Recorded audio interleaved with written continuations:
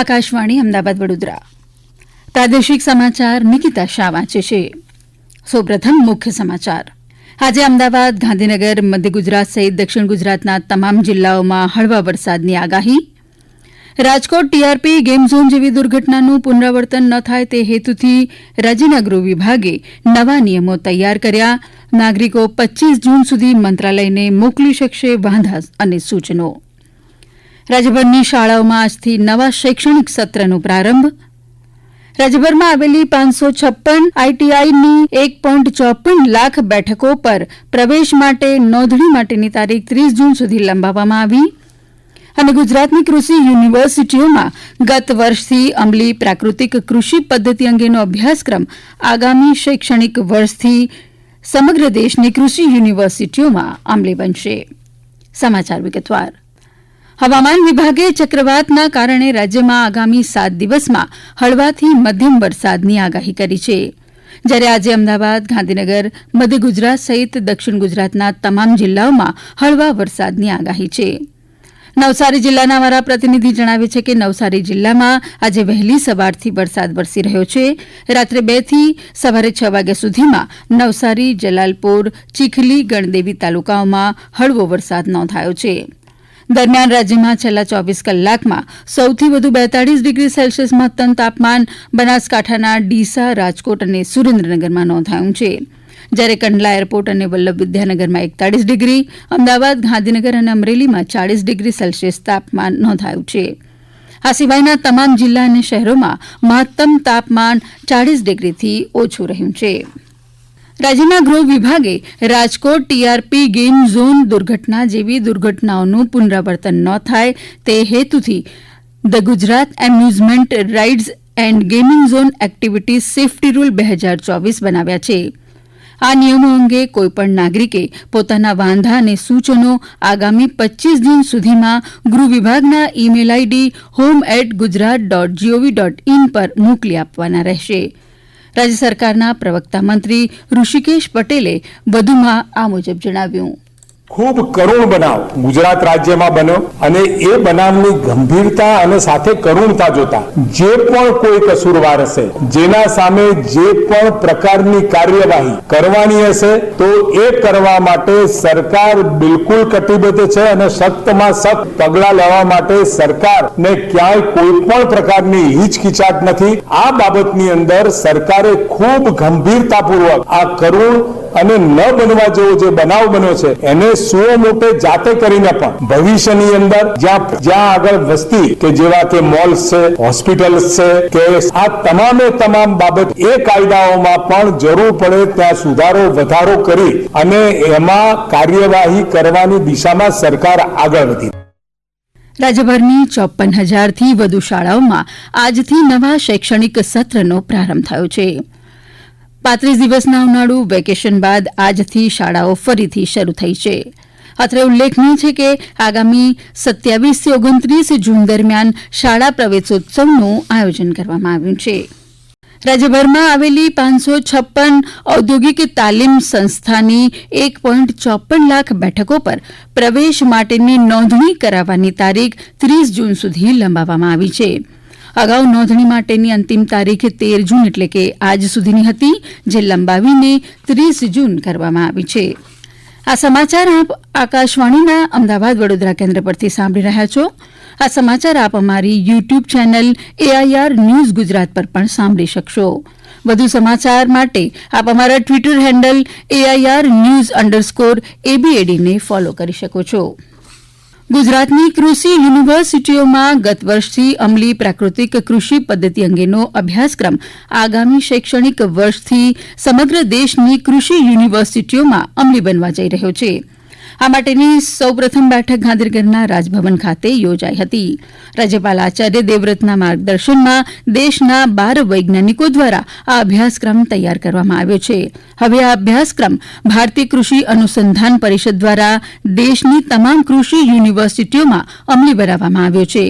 આ અભ્યાસક્રમ અંતર્ગત પ્રાકૃતિક કૃષિ વિજ્ઞાન અને જીવામૃત, બીજામૃત, જંતુનાશકો જેવા મુખ્ય વિષયોનો સમાવેશ કરવામાં આવ્યો છે. Gujarat natural farming science university સાથે સંલગ્ન પંચમહાલના હાલોલ અને અમરેલીની કોલેજોમાં નેચરલ ફાર્મિંગ કોલેજમાં 50-50 વિદ્યાર્થીઓની ક્ષમતામાં પ્રવેશ માટેની પ્રક્રિયા ચાલી રહી છે. આ અભ્યાસક્રમમાં પ્રવેશ મેળવવા ધોરણ 12 વિજ્ઞાન પ્રવાહમાં જીવ વિજ્ઞાન અને અંગ્રેજી વિષય સાથે ગુજરાત બોર્ડ અથવા રાજ્યમાં માન્યતા પ્રાપ્ત અન્ય બોર્ડમાંથી પરીક્ષા પાસ કરેલી હોવી આવશ્યક છે. તદુપરાંત આ વર્ષની ગુજકેટ પરીક્ષા પણ પાસ કરેલી હોવી જોઈએ. નેચરલ ફાર્મિંગમાં પ્રવેશ માટે બી ગ્રુપના થિયરી વિષયોના કુલ ગુણના 60% અને ગુજકેટમાં મેળવેલા કુલ ગુણના 40%ના આધારે યાદી તૈયાર કરવામાં આવશે અને તેના આધારે પ્રવેશ ફાળવવામાં આવશે. અત્રે ઉલ્લેખનીય છે કે ગુજરાત નેચરલ ફાર્મિંગ સાયન્સ યુનિવર્સિટીમાં ગત વર્ષથી એમએસસી નેચરલ ફાર્મિંગનો અભ્યાસક્રમ પણ શરૂ કરાયો છે. ઉપરાંત ડિપ્લોમા અને પીએચડી નેચરલ ફાર્મિંગના અભ્યાસક્રમો તૈયાર કરવાની કામગીરી પણ ચાલી રહી છે.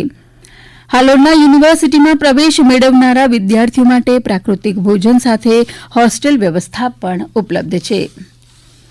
આંતરરાષ્ટ્રીય યોગ દિવસની ઉજવણીના ભાગરૂપે ગુજરાત રાજ્ય યોગ બોર્ડના ચેરમેન યોગ સેવક શિષપાલજીની અધ્યક્ષતામાં ગઈકાલે અમદાવાદ ખાતે 9 ડે ટુ ગો કોમન યોગ પ્રોટોકોલ પ્રશિક્ષણ શિબિર યોજાઈ હતી. સ્વયં અને સમાજ માટે યોગની વિષયવસ્તુ સાથે યોજાયેલી આ શિબિરના ઉદઘાટન પ્રસંગે શ્રી શિષપાલજીએ જણાવ્યું કે યોગ દ્વારા આપણે શારીરિક અને માનસિક સ્વાસ્થ્યને વધુ સારું કરીને સમાજને સકારાત્મક દિશામાં લઈ જઈ શકીએ છીએ. આ શિબિરમાં 2000થી વધુ યોગ કોચ, યોગ ટ્રેનર અને યોગ સાધકો ઉપસ્થિત રહ્યા હતા. ઉલ્લેખનીય છે કે રાજ્ય સરકારના રમતગમત અને સાંસ્કૃતિક પ્રવૃત્તિઓ વિભાગ દ્વારા ગુજરાત રાજ્ય યોગ બોર્ડની રચના કરવામાં આવી છે. યોગ બોર્ડનો હેતુ સમગ્ર ગુજરાતમાં યોગનો વ્યાપ વધે, નાગરિકો યોગ કરતા થાય અને સમગ્ર ગુજરાતમાં યોગ અંગેનો માહોલ બને તેમજ નાગરિકો નિરોગી રહે અને રાજ્યના દરેક નાગરિકને સ્વસ્થ જીવનશૈલી અને નિરોગી જીવન જીવવા પ્રોત્સાહિત કરવાનો છે. આંતરરાષ્ટ્રીય યોગ દિવસની ઉજવણીના ભાગરૂપે વડોદરા જિલ્લા પંચાયતની આયુર્વેદ શાખા દ્વારા 66 શાળાઓમાં યોગ સ્પર્ધા સહિત 108 યોગ શિબિરોનું આયોજન કરવામાં આવ્યું છે. આજથી 21 જૂન દરમિયાન જિલ્લામાં યોગ સપ્તાહની ઉજવણી અંતર્ગત આ કાર્યક્રમો યોજાશે. આરોગ્ય અધિકારી દ્વારા દવાખાનાની આસપાસના વિસ્તારોમાં અંદાજિત 4 યોગ શિબિરનું આયોજન કરાયું છે, જેમાં યુવાનો, મહિલાઓ, વરિષ્ઠ નાગરિકો, આશા આંગણવાડી વર્કરો, સામાન્ય નાગરિકોને જોડવામાં આવશે. ઉપરાંત વડોદરા જિલ્લામાં કાર્યરત 14 આયુષ્યમાન આરોગ્ય મંદિર ખાતે યોગ સપ્તાહનું આયોજન કરાયું છે, જેમાં સૂક્ષ્મ ક્રિયા, સૂર્ય નમસ્કાર, આસનો, પ્રાણાયામ તથા વિશિષ્ટ આસનોની સ્પર્ધા અને ઇનામ વિતરણ જેવા કાર્યક્રમો યોજાશે. ભાવનગરના કલેક્ટર આર કે મહેતાની અધ્યક્ષતામાં આંતરરાષ્ટ્રીય યોગ દિવસની ઉજવણીના આયોજન અંગેની એક સમીક્ષા બેઠક ગઈકાલે યોજાઈ હતી. જિલ્લા કલેક્ટરે આ બેઠકમાં જણાવ્યું કે જિલ્લા કક્ષાએ, તાલુકા કક્ષાએ, નગરપાલિકા તેમજ ગ્રામ્ય કક્ષાએ આંતરરાષ્ટ્રીય યોગ દિવસના કાર્યક્રમનું સુચારું આયોજન થાય, ધાર્મિક ઐતિહાસિક સ્થળોએ પણ યોગ દિવસની ઉજવણી કરવામાં આવે તેમજ જિલ્લાની શૈક્ષણિક તેમજ અન્ય વિવિધ સામાજિક સંસ્થાઓ અને લોકો પણ સ્વૈચ્છિક રીતે આ આયોજનમાં જોડાય તે રીતે કાર્યક્રમનું આયોજન કરવા સૂચના આપવામાં આવી હતી. શહેરી વિસ્તારોમાં 16 થી 20 જૂન દરમિયાન શહેરના મુખ્ય સ્થળો પર યોગના વિવિધ કાર્યક્રમો યોજાય તે માટે પણ યોગ્ય આયોજન કરવા જણાવવામાં આવ્યું હતું. સાપુતારા ઘાટ માર્ગ પર અટવાયેલા વરિષ્ઠ પ્રવાસીઓને નોટિફાઈડ એરિયા કચેરી દ્વારા સુરક્ષિત રીતે સાપુતારા પહોંચાડવામાં આવ્યા છે. ડાંગના અમારા પ્રતિનિધિ મુનીરા શેખ જણાવે છે કે ગઈકાલે સાંજે સાપુતારાથી 5 કિલોમીટર દૂર ઘાટ માર્ગ પર મહારાષ્ટ્રના વરિષ્ઠ વયના પ્રવાસીઓને લઈ જતી બસ ખોટકાતા પ્રવાસીઓ અટવાઈ ગયા હતા. આ માહિતી મળતા જ નોટિફાઈડ એરિયા કચેરીના કર્મચારીઓ સ્થળ પર પહોંચી તમામ વરિષ્ઠ નાગરિકોને સુરક્ષિત રીતે સાપુતારા પહોંચાડી ટ્રાફિકને પૂર્વવત કર્યો હતો. અંતમાં મુખ્ય સમાચાર ફરી એકવાર. આજે અમદાવાદ, ગાંધીનગર, મધ્ય ગુજરાત સહિત દક્ષિણ ગુજરાતના તમામ જિલ્લાઓમાં હળવા વરસાદની આગાહી. રાજકોટ ટીઆરપી ગેમ ઝોન જેવી દુર્ઘટનાનું પુનરાવર્તન ન થાય તે હેતુથી રાજ્યના ગૃહ વિભાગે નવા નિયમો તૈયાર કર્યા. રાજ્યભરની શાળાઓમાં આજથી નવા શૈક્ષણિક સત્રનો પ્રારંભ. રાજ્યભરમાં આવેલી 556 આઈટીઆઈની 1.54 લાખ બેઠકો પર પ્રવેશ માટે નોંધણી માટેની તારીખ 30 જૂન સુધી લંબાવવામાં આવી. અને ગુજરાતની કૃષિ યુનિવર્સિટીઓમાં ગત વર્ષથી અમલી પ્રાકૃતિક કૃષિ પદ્ધતિ અંગેનો અભ્યાસક્રમ આગામી શૈક્ષણિક વર્ષથી સમગ્ર દેશની કૃષિ યુનિવર્સિટીઓમાં અમલી બનશે. આ સાથે આકાશવાણીના અમદાવાદ વડોદરા કેન્દ્ર પરથી પ્રાદેશિક સમાચાર પૂરા થયા.